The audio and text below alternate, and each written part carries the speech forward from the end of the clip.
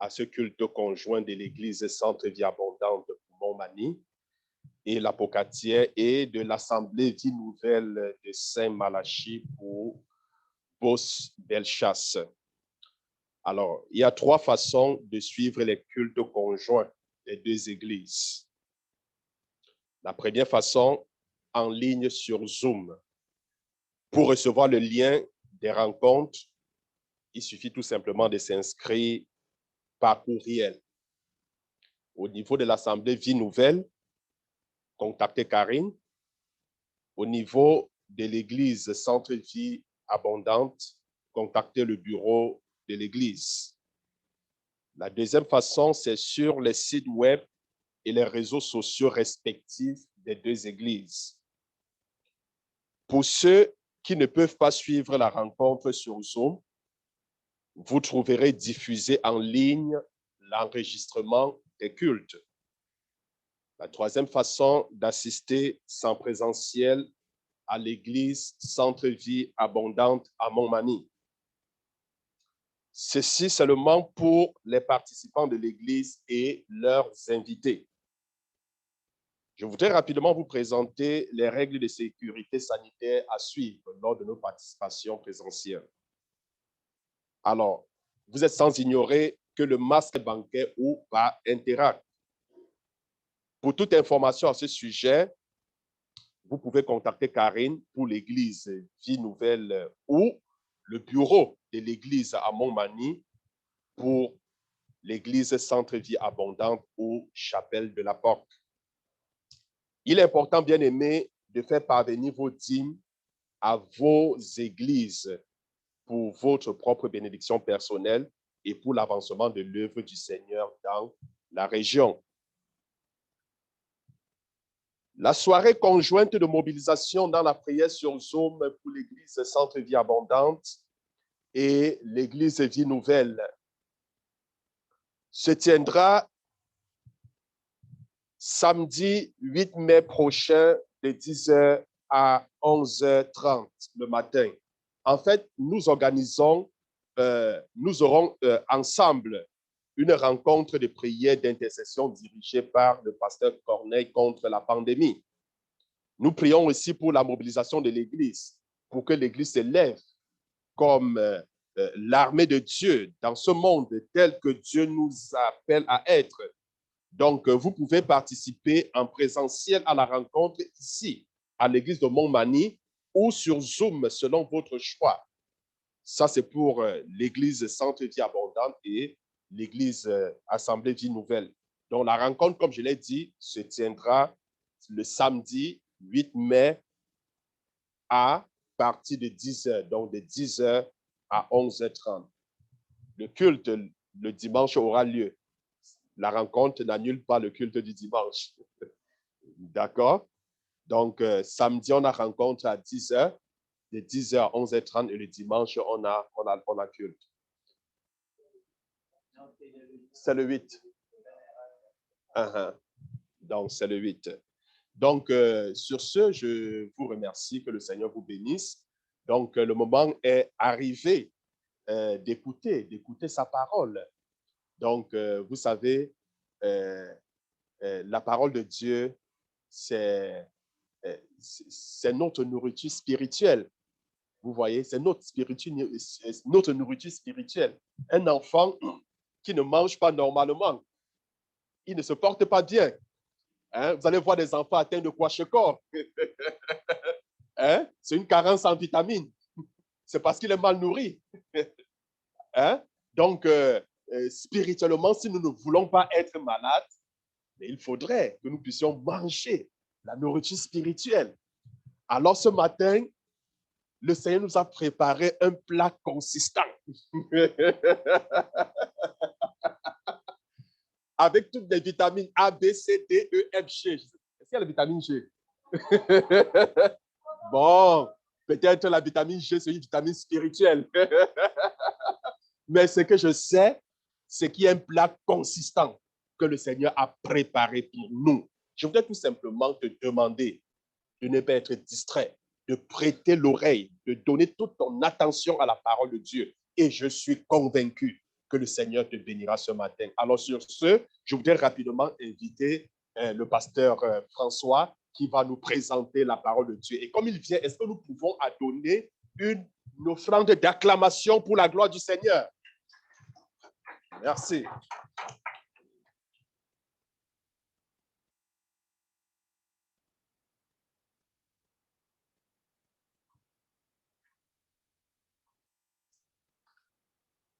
Bonjour à tous. Quel accueil ce matin. Hein? Incroyable. Vous savez, on a tous hâte de retourner au restaurant, hein, mais que la pandémie soit terminée. Je sais que vous lisez la parole de Dieu chez vous, comme on prend des bons repas qu'on se concocte à la maison nous-mêmes. Mais ce matin, c'est vraiment comme une invitation au restaurant, je pense, qui nous est lancée, de pouvoir profiter de cette nourriture spirituelle que je crois que Dieu m'a donnée pour vous ce matin dans ce message de la parole de Dieu. Mais avant de passer au message, je vais enlever mon masque. Hein?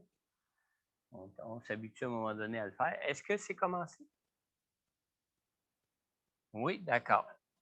Alors, avant de passer au message, j'aimerais simplement, j'ai eu un message hier. On a eu ceux qui sont connectés sur Héritier Désigné sur Messenger, pour ceux de l'Église de Montmagny, particulièrement avec la Pocatière. On a reçu un message sur Héritier Désigné concernant Maëlys, qui est un nom de fille, une jeune fille de 13 ans. C'est une demande qui nous venait de notre sœur Mélanie, pour ceux qui la connaissent, qui nous dit que sa plus grande amie a une fille qui s'appelle Maëlys, qui a 13 ans, qui s'est retrouvée à l'hôpital il y a quelques jours déjà, qui souffre énormément, qui a des problèmes au niveau pulmonaire, et puis les médecins ne trouvent absolument rien. Et vous savez, moi, du moment que j'ai lu ce message-là, ça m'a rappelé ce qu'on a vécu un peu l'automne dernier avec la mère de Lucie. La mère de Lucie, à un moment donné, les médecins trouvaient ce qu'elle avait, mais ils disaient qu'ils ne pouvaient rien faire pour elle, qu'elle devait tout simplement se préparer tout simplement à quitter ce monde. Et puis, on a prié pour elle, et puis le Seigneur l'a complètement guérie, l'a complètement rétablie. On ne sait pas pourquoi, mais quelque temps après, elle a fait un AVC. C'est ça qu'on dit, un AVC, un ACV. Et puis, elle s'est retrouvée à nouveau à l'hôpital. Et puis, elle s'est retrouvée dans une situation ou une condition où ce que les médecins, encore là, lui ont dit, ben, on ne sait plus quoi faire avec toi, on n'a pas de moyens pour pouvoir t'aider d'une manière quelconque. Et puis, ils l'ont même transférée dans une maison de fin de vie, imaginez. Mais Dieu encore a agi pour elle.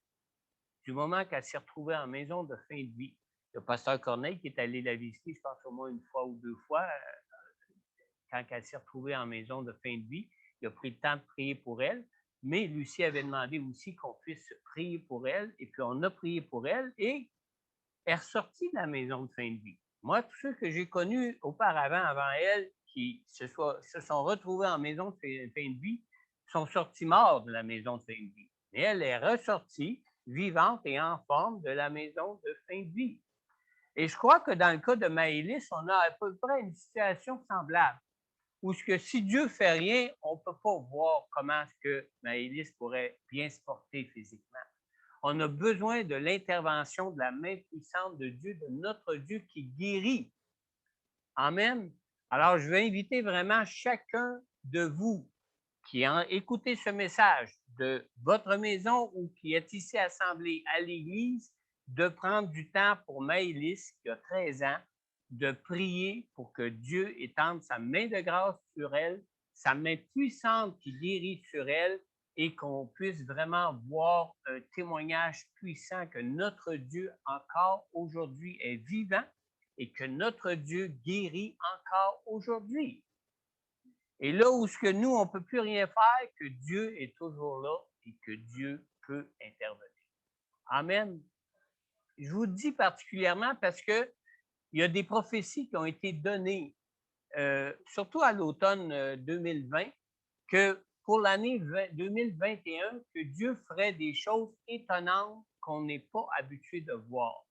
Et je pense qu'il a commencé à nous le montrer avec la mère de Lucie, et je crois qu'il veut continuer à nous le montrer et à nous montrer combien il est prêt à faire des choses si on se met à genoux, on se met en prière et qu'on implore sa grâce pour nous ou pour tous ceux qui ont besoin de lui dans ce monde. Amen. Alors, c'est ce que je voulais vous mentionner avant de passer au message de la parole de Dieu.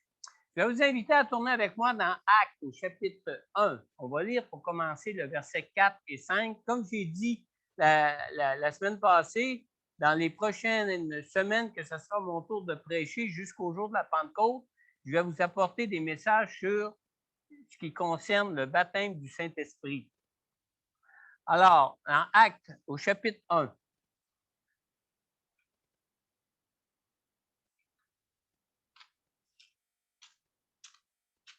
on lit ici au verset 4 et 5.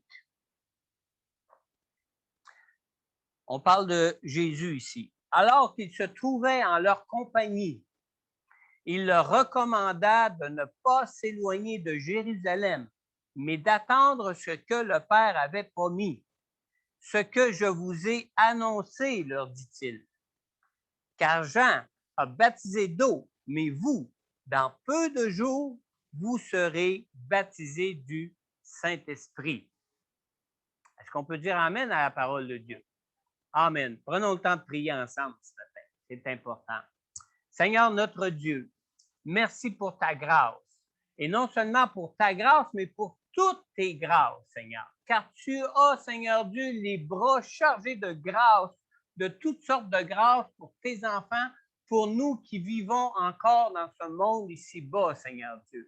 Tu sais combien nous avons besoin de toi. Tu sais combien nous avons besoin de tes grâces en toutes choses. Tu sais combien nous avons besoin de ta présence avec nous pour toutes choses. Tu sais combien nous avons besoin de ta puissance pour nos vies en toutes choses.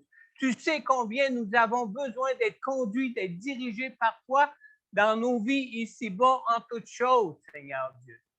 Seigneur, je te prie ce matin, Seigneur Dieu, connaissant que tu es le Dieu de grâce, connaissant que tu es un Dieu de vérité, connaissant que ta parole est la vérité, Seigneur Dieu. Seigneur, je te prie que tu nous touches ce matin à travers ta parole que tu as placée sur mon cœur, Seigneur Dieu, pour ton Église ce matin, pour tous ceux qui sont à l'écoute de cette parole ce matin, pour tous ceux qui sont réunis ensemble ici aujourd'hui dans cette Église, Seigneur Dieu, pour entendre ce que tu as à dire à ton Église ce matin.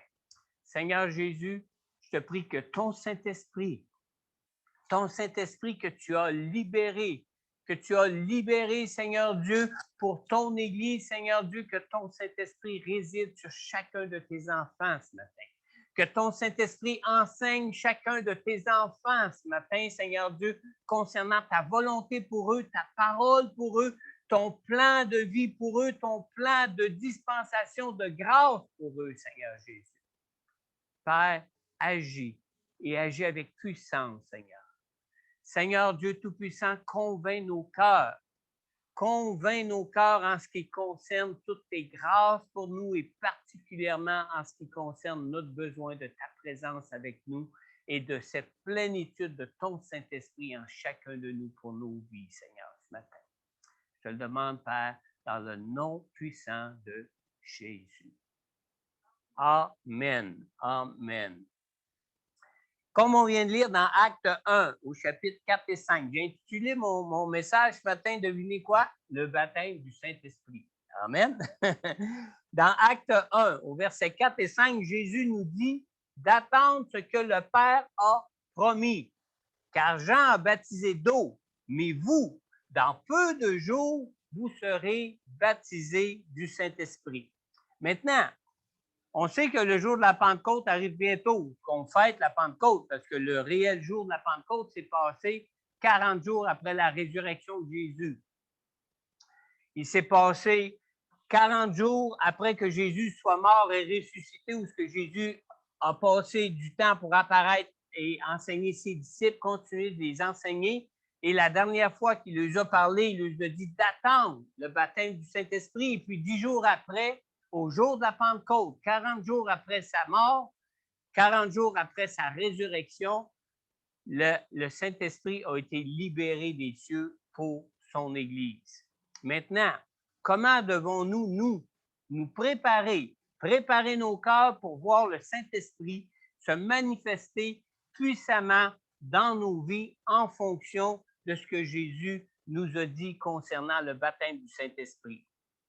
Mais vous savez, il existe plusieurs obstacles qui peuvent empêcher la personne du Saint-Esprit d'agir à travers nous. Depuis son ascension au ciel auprès du Père, le Seigneur a beaucoup de choses en réserve qu'il a promis à ses disciples qui forment, eux, son Église ici-bas sur terre. Et les puissantes manifestations du surnaturel dans la vie des enfants de Dieu ne viennent pas du fait de notre nouvelle naissance en Jésus par la personne du Saint-Esprit en nous, mais vient plutôt du fait que le Saint-Esprit de Dieu vient pour nous inonder de sa présence quand on parle de faire l'expérience de la plénitude du Saint-Esprit, quand on parle de faire l'expérience du baptême du Saint-Esprit pour nous dans nos vies. Dans Acte 1, au verset 5, Jésus, ici, dit à ses disciples, « Car Jean a baptisé d'eau, mais vous, dans peu de jours, vous serez baptisés du Saint-Esprit. » Le Seigneur ne parle pas seulement d'une nouvelle naissance ici.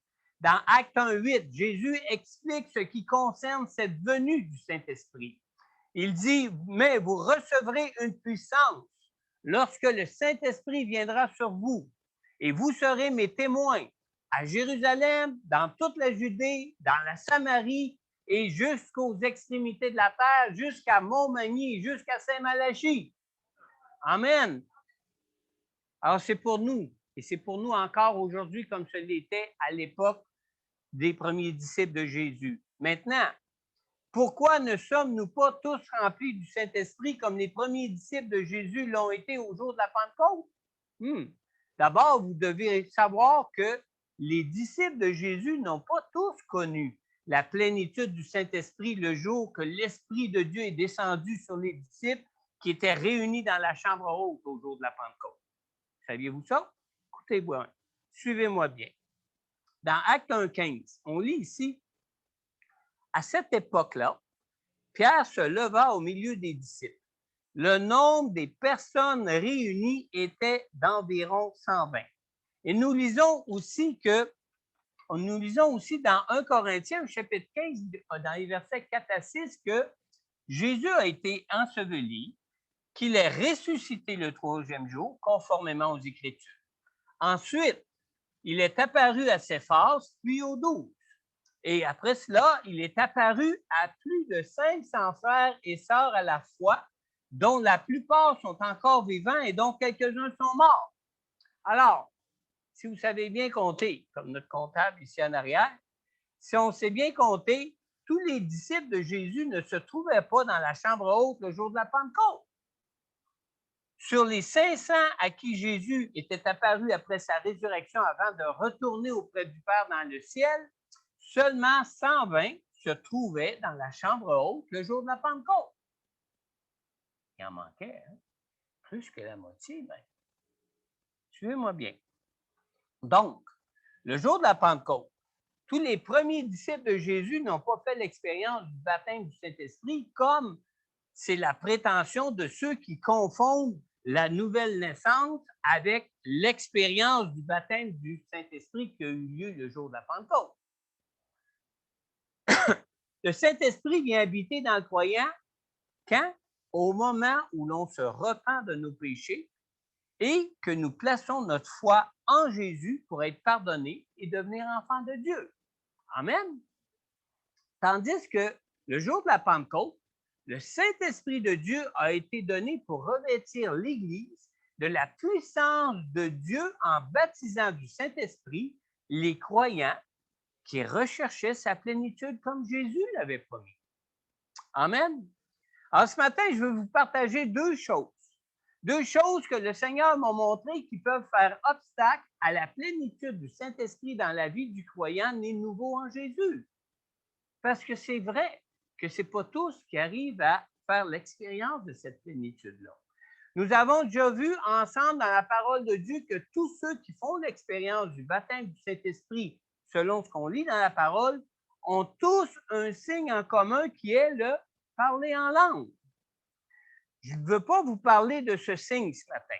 Ce que j'ai reçu de Dieu pour ce matin est plutôt de vous parler de ce qui empêche certains croyants d'expérimenter la plénitude du Saint-Esprit qui s'accompagne toujours du signe du parlant en langue.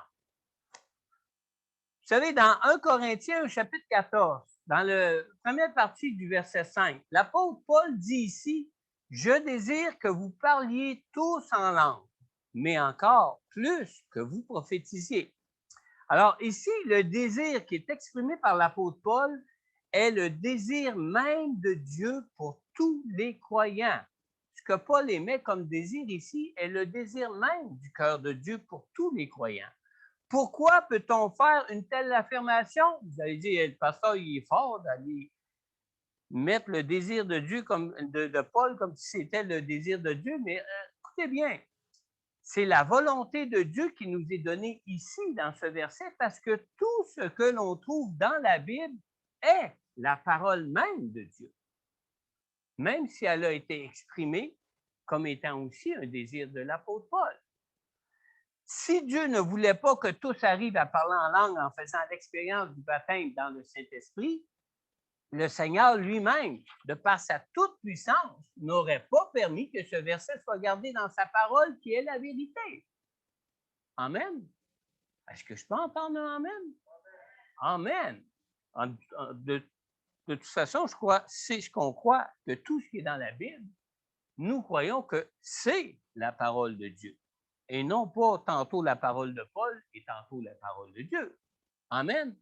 Alors, malgré le fait que nous soyons des croyants nés de nouveau en Jésus, et bien que ce soit une promesse de Dieu pour chacun de ses enfants, comme l'apôtre Paul, nous savons que tous les disciples de Jésus n'arrivent pas à faire cette expérience du baptême du Saint-Esprit dans leur vie.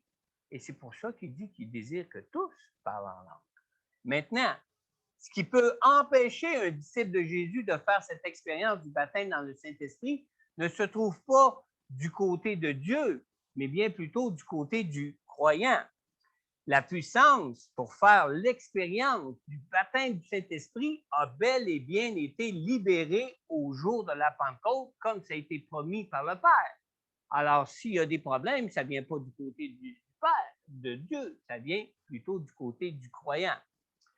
Maintenant, la première chose qui peut empêcher un disciple de Jésus de connaître la plénitude du Saint-Esprit, c'est d'abord ce que le Seigneur me montrait, le manque d'humilité.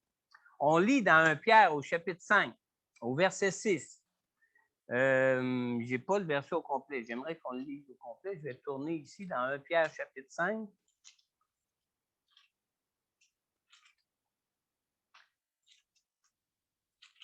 1 Pierre chapitre 5, on lit ici au verset 6.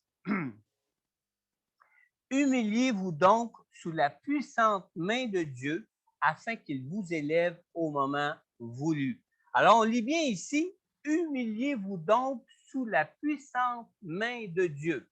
Et quand on lit ici, humiliez-vous donc sous la puissante main de Dieu, cette parole ici nous parle de la manifestation de la puissance du Saint-Esprit dans nos vies. Maintenant, chaque fois que nous trouvons l'expression dans la Bible, la puissante main de Dieu, il est toujours question du Saint-Esprit, qui est la personne de Dieu qui, elle, interagit avec sa toute-puissance dans le monde naturel que nous connaissons. Maintenant, connaître la grâce du baptême dans le Saint-Esprit pour nos vies, ça exige ainsi un total abandon à Dieu de notre part. Un abandon total à Dieu. Et pour tout homme et femme dotés d'intelligence comme Dieu nous a créés, vous savez, c'est une chose qui est assez humiliante et qui peut même être très gênante de dire des mots qui souvent ressemblent à des balbutiements d'enfants. Hein? Des balbutiements d'enfants comme Ésaïe 28, 11 nous parle. On ne lira pas ce verset-là ce matin, là, mais on en parle comme étant des balbutiements d'enfants. Et aussi, ça peut être humiliant pour plusieurs. Ça peut même représenter une offense à notre intelligence de dire des mots dans une langue qu'on ne connaît même pas. Tiens, arrête de faire le bébé, là, puis parle pour qu'on comprenne. Hein? Vous avez déjà entendu ça? Alors, ça demande beaucoup d'humilité pour arriver à un plein abandon à Dieu pour laisser le Saint-Esprit nous utiliser pour que nous soyons, par la puissance de Dieu à travers nous dans cette plénitude, un canal de bénédiction dans ce monde, devenir un outil entre les mains de Dieu dans ce monde. Parler en langue, c'est une épreuve de foi. C'est une épreuve aussi d'obéissance inconditionnelle à Dieu. C'est une obéissance qui exige une pleine confiance en Dieu et surtout beaucoup d'humilité. Beaucoup d'humilité. Je pense que c'est ce qui a été pour moi le plus grand combat même pour connaître la plénitude, le baptême du Saint-Esprit dans ma vie quand je suis devenu enfant de Dieu, là, dans les débuts de ma vie chrétienne. Maintenant, le manque d'humilité apporte toujours la résistance à la grâce de Dieu. On lit dans Jacques au chapitre 4, dans les versets 5 et 6, on lit ici, « Croyez-vous que l'Écriture parle sans raison? C'est avec jalousie que Dieu aime l'Esprit qui habite en vous. Cependant, la grâce qu'il accorde est plus grande encore. C'est pourquoi l'Écriture dit, Dieu s'oppose aux orgueilleux, mais il fait grâce aux humbles. » Amen. La parole de Dieu, c'est un livre d'histoire qui est rempli d'histoires d'humilité dans l'expérience de Dieu avec les hommes ou de l'expérience des hommes avec Dieu. Et chaque fois que nous lisons une histoire de la manifestation toute puissante, de la grâce de Dieu par la personne du Saint-Esprit, nous lisons une histoire d'humiliation pour nous ou pour ceux qui recevaient ces grâces dans ces histoires. Dans Luc, au chapitre 1, dans le verset 27 et 28, la deuxième partie du verset 27 que je vais débuter, on lit ici, le nom de la Vierge était Marie. Vous savez de quelle histoire on parle, là? L'ange entra chez elle et dit, « Je te salue, toi à qui une grâce est faite, ou a été faite plutôt. Le Seigneur est avec toi. Tu es bénie parmi les femmes. » Quand on lit ici, toi à qui une grâce a été faite, c'est étonnant combien peuvent voir Marie comme un canal de grâce de Dieu pour eux, alors que cette grâce est un outil entre les mains de Dieu pour elle, en donnant naissance en Jésus, était plutôt une grâce de Dieu pour elle. Amen. Maintenant, devenir la mère du Messie était une grâce que Dieu accordait à Marie, tout comme aussi c'est une grâce de Dieu pour nous qu'il nous accorde la plénitude de son Saint-Esprit. Dans Luc, au chapitre 1, dans le verset 51 et 52, la Vierge Marie parle ici après que Jésus ait été conçu en elle par la toute-puissance du Saint-Esprit. Et elle dit, « Il a agi avec la force de son bras. Il a dispersé ceux qui avaient dans le cœur des pensées orgueilleuses. Il a renversé les puissants de leur trône et il a élevé les humbles. » Alors, vous savez, Marie a humblement accepté que Dieu se serve d'elle. Marie n'a pas résisté à la grâce que Dieu voulait pour elle. Et sans aucune prétention, Marie a accepté de se soumettre à la volonté de Dieu, malgré tous les inconvénients que ça pouvait comporter pour elle. Amen. Ça comportait plusieurs inconvénients pour elle. Et malgré ça, la Bible dit que ce que Dieu a fait pour Marie, c'était pour elle une grâce, comme pour nous en ce qui concerne le baptême du Saint-Esprit. L'humilité est une attitude de cœur qui nous permet de reconnaître que notre relation avec le Seigneur a plus de valeur que toute autre chose de nos vies. Et je répète ici, l'humilité est une attitude de cœur qui nous permet de reconnaître que notre relation avec le Seigneur a plus de valeur que toute autre chose de nos vies. Alors, être humble, ça signifie de ne pas laisser nos priorités avoir l'avantage sur notre disponibilité pour Dieu. Les grâces de Dieu ne sont accordées qu'à ceux qui soumettent leur vie à Dieu. Et en ce qui concerne de chercher à être remplis du Saint-Esprit, les 120 disciples qui étaient réunis ensemble dans la chambre haute au jour de la Pentecôte, vous savez qu'ils venaient de passer 10 jours à prier. et à préparer leur cœur à recevoir la puissance du Saint-Esprit qui leur était promise du Seigneur. Amen. Ils se rendaient vraiment disponibles pour Dieu. Ça leur prenait beaucoup d'humilité pour obéir à la recommandation de Jésus de rester là ensemble, à prier et à attendre que Dieu les remplisse de sa puissance d'en haut. Surtout qu'ils ne savaient pas trop à quoi s'attendre et ils ne savaient pas trop non plus à quoi devait ressembler ce baptême de feu que Jésus leur avait parlé. Mais ils ont humblement obéi avec foi. Moi-même, je pense, après 2-3 jours, j'aurais dit, il va falloir que Dieu nous montre d'autres choses. Là. Je ne veux pas ça encore. Hein? Ça lui prenait de la foi et de l'humilité. Et vous savez, quand cette pensée m'a été donnée de Dieu, je l'ai vu un peu comme quand on partait en voyage en auto avec les enfants, moi et mon épouse, vers un endroit qu'on ne connaissait pas. Hein? Vous avez déjà voyagé avec des enfants pour aller loin, loin, loin en auto avec eux, faire un petit voyage avec eux? C'est pas très long que ça fait pas une demi-heure qu'on est parti. Papa, est-ce qu'on arrive bientôt? Papa, est-ce que c'est encore loin? Oh, papa, c'est trop loin, on y arrivera jamais. Papa, on peut-tu s'arrêter ici? Vous connaissez ce que c'est, hein? C'est l'image que le Seigneur m'a montrée quand il nous demande d'être patient, qu'il nous demande d'attendre et qu'il nous demande d'attendre humblement et avec foi. Parce que sa parole est la vérité et sa parole est vraie. Ses promesses sont pour nous et Dieu ne tarde pas à accomplir ses promesses pour nous. Amen. C'est vrai que la route peut nous paraître toujours longue. La route même nous paraît toujours très longue quand on se rend dans un endroit pour la première fois. C'est vrai, ça? Quand on cherche à être rempli de l'Esprit pour une première fois, ça peut effectivement paraître être plus long et plus pénible que pour les fois d'après. Mais il faut reconnaître que la première fois, on doit ouvrir le chemin, comme on dit. On peut avoir pas mal de collines à aplanir et on peut avoir pas mal d'obstacles à enlever de nos cœurs avant de pouvoir y arriver. Amen. Maintenant, le revêtement de la puissance du Saint-Esprit n'est accordé qu'à ceux qui le désirent plus que toute autre chose dans leur vie.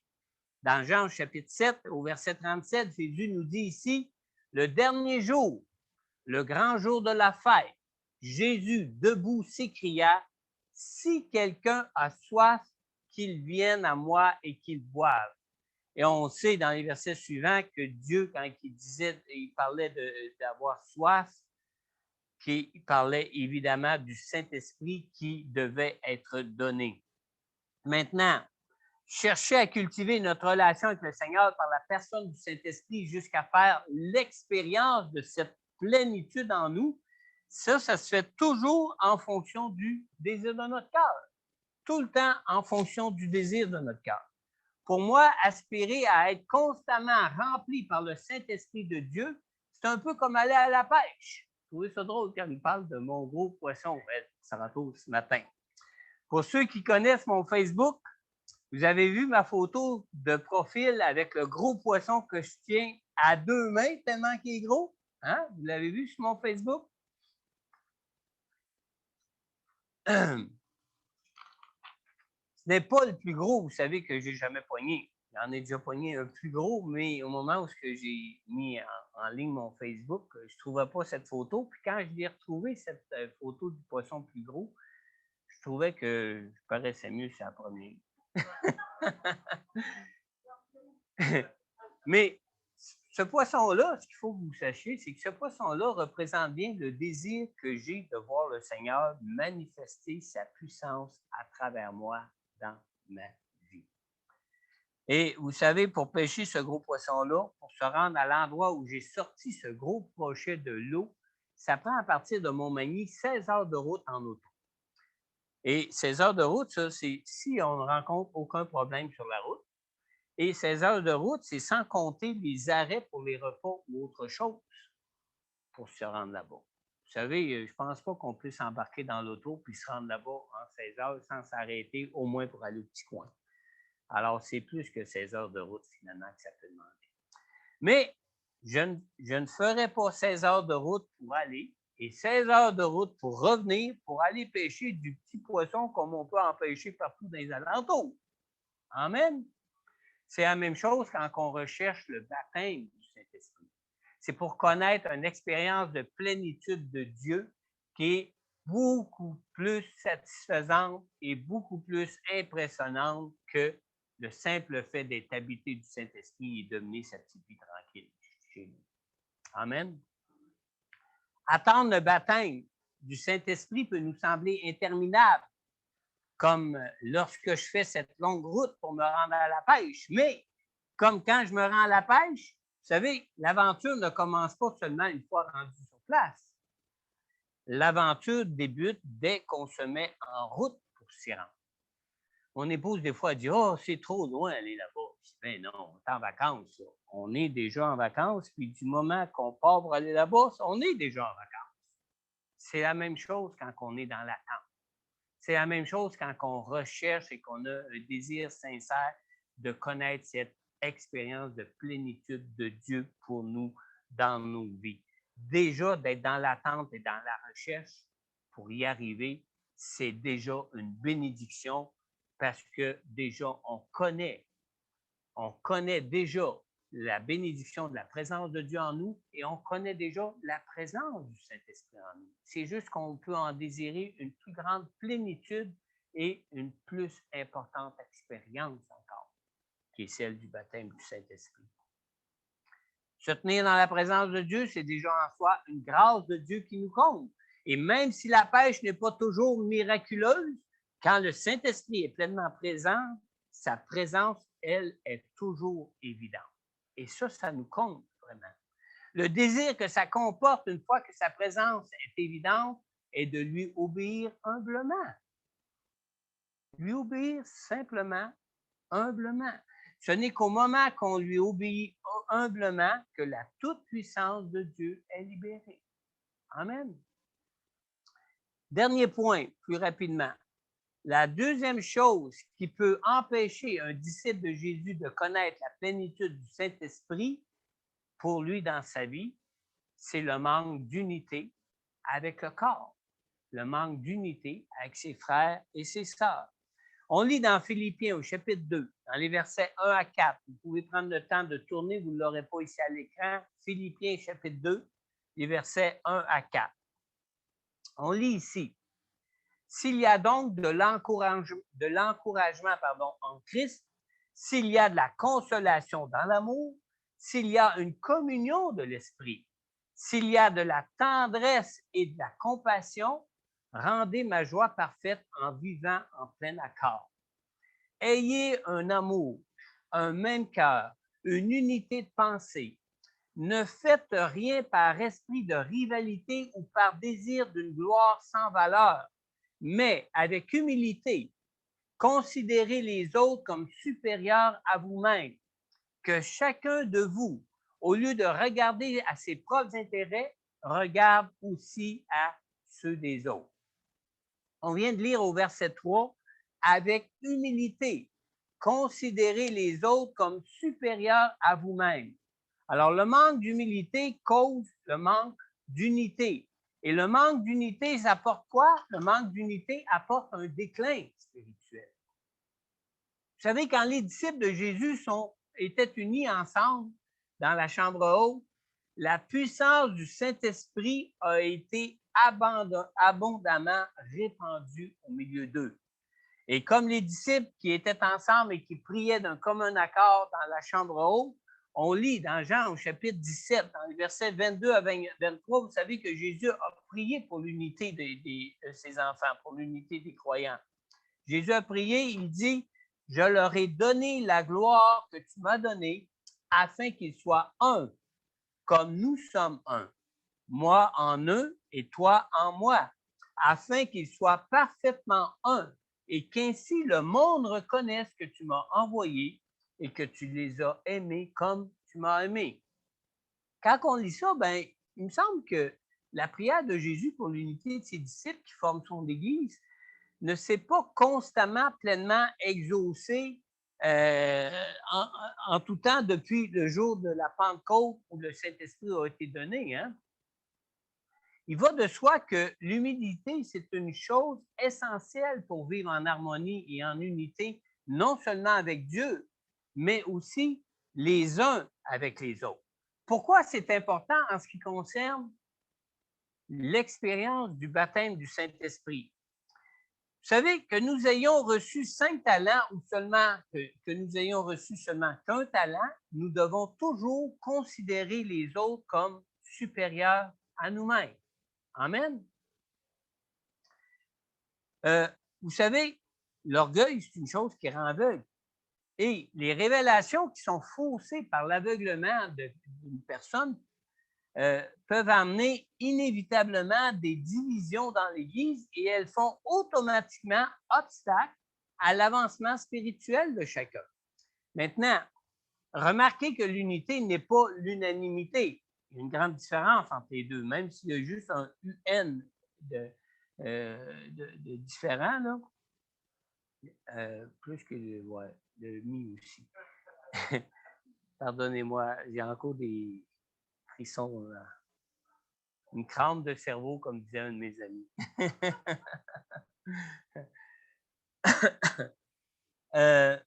J'ai perdu ma ligne, finalement.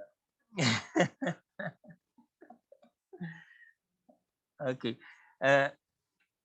L'aveuglement amène inévitablement des divisions dans l'Église et elles font automatiquement obstacle à l'avancement spirituel de chacun. Alors, remarquez que l'unité n'est pas l'unanimité. Dieu nous a tous créés différents. On est-tu d'accord avec ça? Même la parole de Dieu nous dit. On a tous été créés différents et particulièrement en ce qui concerne ce que nous aimons et ce que nous n'aimons pas. Vrai? Et savez-vous que la plupart des conflits dans l'Église ne concernent pas les vérités absolues de la parole de Dieu, mais concernent plutôt les goûts et les préférences individuelles de chacun. C'est souvent ce qui devient une cause de division entre nous dans l'Église. Remarquez,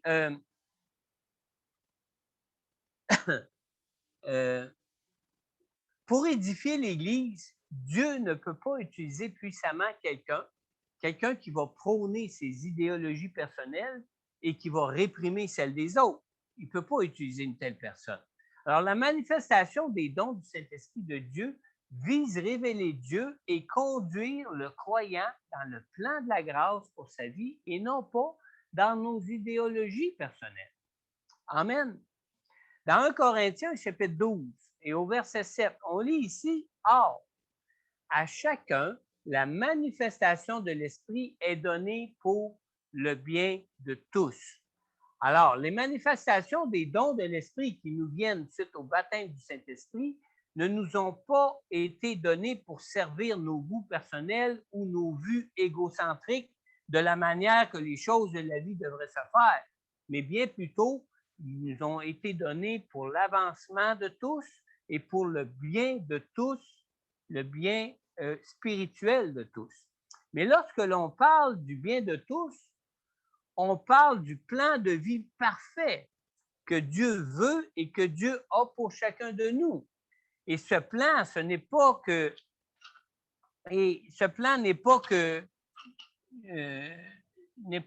Dieu peut nous y conduire par le Saint-Esprit.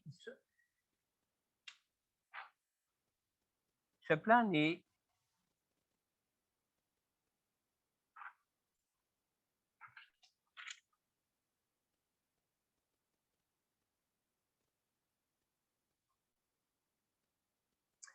Ce plan de Dieu, c'est Dieu qui peut lui seul nous y conduire par le Saint-Esprit qui sonde toutes choses et qui sait toutes choses. Pardon, ici, j'ai dû aller rapidement pour pouvoir terminer mes notes. La plénitude du Saint-Esprit pour un croyant n'ouvre pas nécessairement la porte à la manifestation de tous les dons de l'Esprit. Maintenant, pourquoi je vous dis ça? C'est dans 1 Corinthiens 12, au verset 12, on lit ici, le corps forme un tout, mais a pourtant plusieurs organes. Et tous les organes du corps, malgré leur nombre, ne forment qu'un seul corps. Il en va de même pour Christ. Alors, quand Christ agit à travers l'Église pour l'édification de tous et de chacun, c'est pas juste à travers le pasteur. C'est pas juste à travers quelques-uns qu'on sait qui ont des ministères évidents au niveau de la prophétie ou au niveau d'être un prophète ou même au niveau d'être un apôtre ou un évangéliste ou des choses comme ça.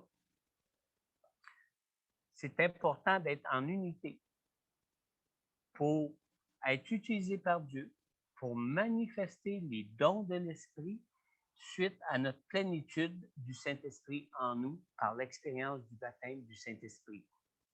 L'unité du corps de Christ est très importante pour que l'on puisse pleinement bénéficier de tous les dons du Saint-Esprit de Dieu en tant qu'Église, pour que chacun de nous connaisse toutes les grâces de Dieu pour leur vie, pour nos vies. Alors, si je suis avant tout un pasteur, je ne suis pas pour autant automatiquement assuré d'être un prophète ou un apôtre.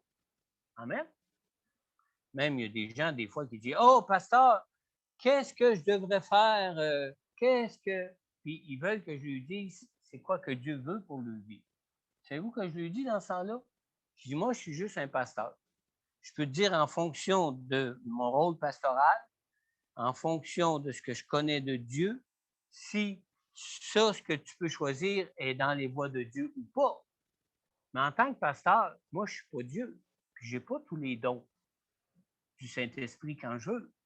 Je n'ai pas le don de connaissance quand je veux, parce que je suis un pasteur. Je n'ai pas le don de sagesse quand je veux, parce que je suis un pasteur.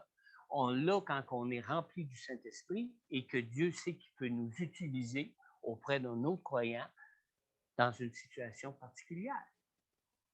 Amen. Alors, quand un chrétien prétend que moi, je peux réfléchir à sa place, puis faire des choix pour lui en toute conscience à sa place, non, non, non. Le Saint-Esprit de Dieu, il est en toi, puis lui-même va te conduire. Moi, je peux juste te dire si le choix que tu fais est selon Dieu ou pas, point à la ligne. C'est ça mon rôle de pasteur. Amen. Vous comprenez ce que je veux dire?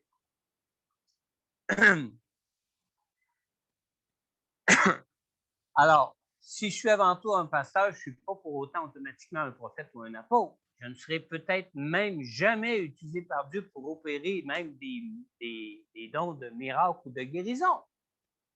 C'est Dieu qui sait qui utiliser, mais il ne peut utiliser que ceux qui s'abandonnent entièrement à lui. Mais il ne peut utiliser que ceux qui se laissent remplir du Saint-Esprit de Dieu pour laisser toute la place au Saint-Esprit de Dieu dans leur vie. Amen. Donc, plus nous serons remplis du Saint-Esprit, plus l'Église va être édifiée à travers l'un ou l'autre, à travers chacun de nous, pour édifier l'ensemble du corps et édifier chacun de nous selon le plan de Dieu que Dieu veut pour nous. Comme pasteur, je peux conduire un croyant à devenir un disciple de Jésus, mais je ne peux pas choisir pour lui à sa place les choix et les décisions qu'il doit faire pour sa vie. On lit dans 1 Corinthiens, chapitre 12, dans les versets 4 à 6. Il y a diversité de dons, mais le même esprit. Diversité de services, mais le même Seigneur. Diversité d'actes ou d'actions, mais le même Dieu qui accomplit tout en tous. Alors, on voit ici toute l'importance d'être unis tous ensemble. Si Jésus ne te baptise pas dans le Saint-Esprit, c'est peut-être parce que tu recherches sa puissance seulement pour toi-même, alors que le but premier du baptême du Saint-Esprit est de servir les autres, d'apporter pour les autres les dons spirituels qui vont les emmener dans leur épanouissement spirituel. Plus nous vivons en commun accord, plus Dieu peut nous utiliser pour être un canal de la grâce de Dieu auprès des autres et plus nous manifesterons les dons de l'Esprit de Dieu au milieu de nous. Alors, ce besoin d'être transformé pour voir nos cœurs égocentriques en un cœur de serviteur commence même par le baptême du Saint-Esprit. Parce que vous savez, le premier don qui se manifeste lorsque nous nous soumettons pleinement au Saint-Esprit de Dieu en nous pour qu'il prenne toute la place, c'est le parler en langue. Et ça, c'est évident dans la parole de Dieu. Alors, quand on regarde ce que la parole de Dieu nous dit du parler en langue, on comprend pourquoi Dieu désire que nous parlions tous en langue. Parce que plus que nous serons de gens qui faisons l'expérience du baptême du Saint-Esprit, plus que Dieu aura à sa disposition des canaux pour manifester sa puissance et conduire tous et chacun dans leur édification et dans leur épanouissement personnel pour leur vie. Dans 1 Corinthiens, chapitre 14, au verset 2, on lit ici, « En effet, celui qui parle en langue ne parle pas aux hommes, mais à Dieu, car personne ne le comprend et c'est en esprit qu'il dit des paroles mystérieuses. » Alors, le Seigneur, qu'est-ce qu'il nous dit ici? Le Seigneur nous dit ici que lorsque nous parlons en langue, ce n'est pas à des hommes que nous parlons, mais que lorsque nous parlons en langue, nous parlons avec Dieu lui-même. Mais en réalité, nous ne parlons pas nous-mêmes avec Dieu parce que nous ne comprenons rien de ce que nous disons. On est-tu d'accord avec ça? Quand nous parlons en langue, c'est le Saint-Esprit de Dieu qui sonde le plus profond de nous-mêmes et qui adresse au Seigneur nos besoins de transformation, les besoins de transformation de nos cœurs qui peuvent être les plus profonds. Amen. Quelqu'un qui était dans le ministère m'a déjà dit, « Pasteur, toi, tu es très spirituel, hein? Tu parles beaucoup en langue. » Savez-vous ce que je lui ai répondu? « Oh non, je ne suis pas spirituel du tout. Hein. Au contraire, quand tu m'entends parler en langue, comme durant le temps des louanges, ce n'est pas parce que je suis spirituel. Quand tu m'entends parler en langue, c'est que le Saint-Esprit intercède pour moi auprès de Dieu pour me rendre capable d'être libre, pour être utilisé par lui dans mon appel à être pasteur. » Amen. C'est un combat qui se mène en nous quand nous parlons en langue. Je vous ai déjà raconté l'histoire de l'évangéliste Ray Brooks, qui priait en langue dans son bureau. Lui, à l'époque, au début, quand il était nouveau chrétien, il était un homme d'affaires. Il était un courtier en immobilier. Et puis, il y avait une business qui allait très bien. Puis, il était très content d'être enfant de Dieu. Il était très content de connaître Dieu. Puis, il avait soif de Dieu pour prendre du temps même dans son bureau pour prier Dieu. Et il parlait en langue. Puis, à un moment donné, il s'est arrêté en se questionnant. Ça serait le fun de savoir ce que je dis quand je m'adresse à Dieu en langue. Puis Dieu peut nous en donner l'interprétation. Savez-vous ce qu'il demandait à Dieu? Il priait en langue de le libérer de son travail qui était si rémunérateur et si édifiant pour lui, pour être au service à plein temps pour Dieu. Quand que le Seigneur lui a révélé ce qu'il demandait en langue, il est tombé par terre. Pas littéralement, là, mais ça l'a jeté à terre. Amen. Quand on prie en langue, déjà, le Saint-Esprit, en s'abandonnant à lui pour le laisser agir à travers nous, pour être conduit dans le plan et la volonté de Dieu pour nos vies, déjà le Saint-Esprit transforme nos cœurs et commence à ouvrir la voie à être encore plus utile à Dieu dans nos vies pour être un canal de grâce, de bénédiction et de puissance de Dieu pour les autres. Amen. Ce matin, pour terminer, avant de t'encourager à faire l'expérience du baptême du Saint-Esprit comme disciple du Seigneur Jésus, je dois d'abord t'inviter à recevoir Jésus dans ta vie. Pourquoi dois-tu devenir un disciple de Jésus avant de recevoir le baptême du Saint-Esprit dans ta vie? Bien, simplement parce que c'est Jésus qui nous baptise dans le Saint-Esprit que Dieu promet à tous ceux de ses enfants qu'il recherche. On lit dans Luc au chapitre 3 et au verset 16. Jean-Baptiste dit ici, « Moi, je vous baptise d'eau, mais il vient celui qui est plus puissant que moi, et je ne suis pas digne de détacher la courroie de ses sandales. Lui, il vous baptisera du Saint-Esprit et de feu. » Vous savez, c'est de Jésus que Jean-Baptiste parlait ici. Jean-Baptiste, comme nous, on est tous appelés à baptiser les gens dans l'eau, dans le baptême d'eau en Jésus, mais celui qui nous baptise du Saint-Esprit, c'est le Seigneur Jésus. Il arrive que l'on voit certains croyants qui soient baptisés dans le Saint-Esprit avant même d'être passés par les eaux du baptême en Jésus. Mais jamais on ne voit un croyant recevoir le baptême du Saint-Esprit sans qu'il ait d'abord invité Jésus à devenir son Sauveur et son Seigneur pour sa vie. Amen. Alors maintenant, si tu n'as jamais encore invité Jésus à devenir ton Sauveur et ton Seigneur pour ta vie, je veux t'inviter à le faire maintenant. Simplement à adresser à Dieu cette courte prière après moi. Père Céleste, je crois en ton amour pour moi en Jésus. Père Céleste, je crois que tu as envoyé ton Fils Jésus pour que je sois sauvé de mes péchés et que je connaisse toutes les grâces de tes bénédictions dans ma vie. Père, je crois que dans ton amour pour moi, dans son amour, pour moi, Jésus s'est sacrifié pour moi en portant à ma place la condamnation de mes péchés à la croix. Je crois qu'il a souffert et qu'il est mort à la croix pour moi pour que je sois pardonné pour tous mes péchés et que je sois ainsi réconcilié avec toi pour te connaître, toi, le seul Dieu, et pour connaître ta présence et ta puissance dans ma vie, ici-bas maintenant, Père. Je reconnais que je suis un pécheur et que j'ai besoin de ta grâce pour vivre par la foi une nouvelle relation de vie avec toi, par la personne de ton Fils, par le Saint-Esprit en moi. Seigneur Jésus, je t'ouvre maintenant tout mon cœur.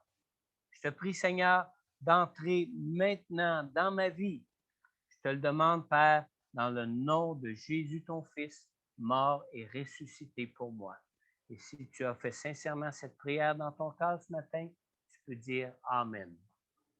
Maintenant, si vous écoutez l'enregistrement de ce message et que vous avez adressé cette prière au Seigneur pour la toute première fois de votre vie, n'hésite pas à prendre contact soit avec moi ou soit avec Pasteur Corneille, selon ce que tu préfères.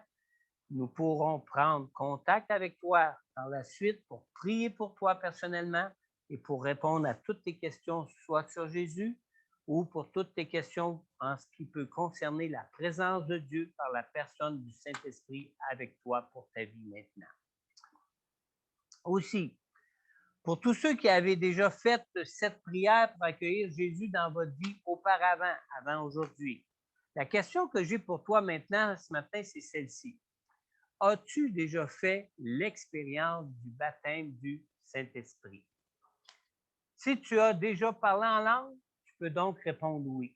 Sinon, sache que Dieu veut et que Dieu désire que tu sois baptisé dans le Saint-Esprit et que tu parles en langue comme nous l'avons vu ce matin. Une fois que cet enregistrement sera terminé, ceux qui sont ici à l'Église pourront s'avancer pour que l'on prie avec vous pour votre baptême dans le Saint-Esprit. Et pour ceux qui sont en ligne, je vous demande ce matin, prenez du temps.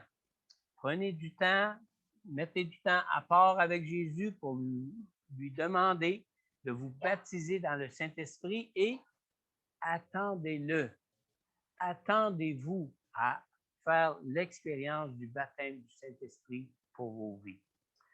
Alors, n'hésite pas à prendre contact avec moi ou avec Pasteur Corneille pour nous en parler et pour que l'on puisse aussi prier personnellement pour toi sur ce qui peut faire obstacle pour toi à recevoir tout ce que le Saint-Esprit veut et a pour toi en Jésus.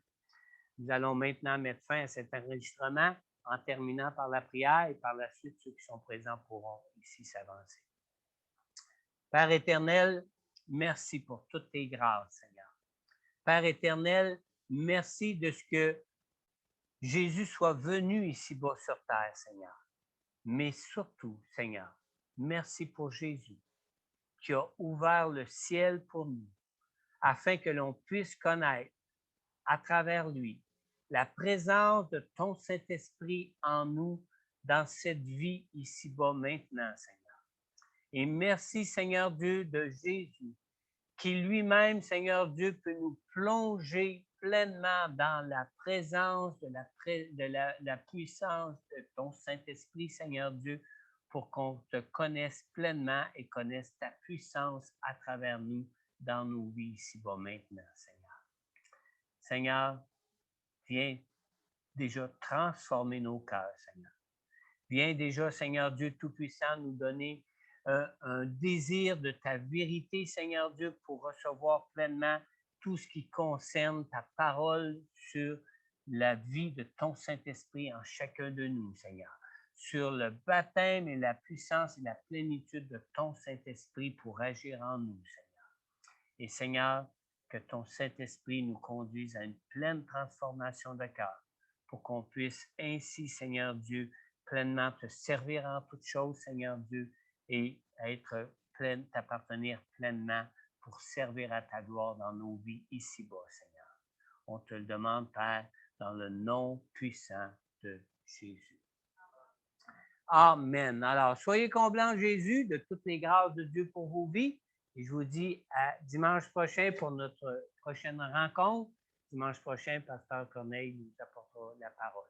Dieu vous bénisse. N'oubliez pas la rencontre cette semaine pour la délivrance et la guérison divine se tient seulement sur Zoom à cause du couvre-feu qui a été ramené à 8 heures, ou ce que ça ne permettrait pas aux gens d'assister ici en présentiel pour cette rencontre. Dieu vous bénisse. Bonne semaine. Que Dieu vous garde.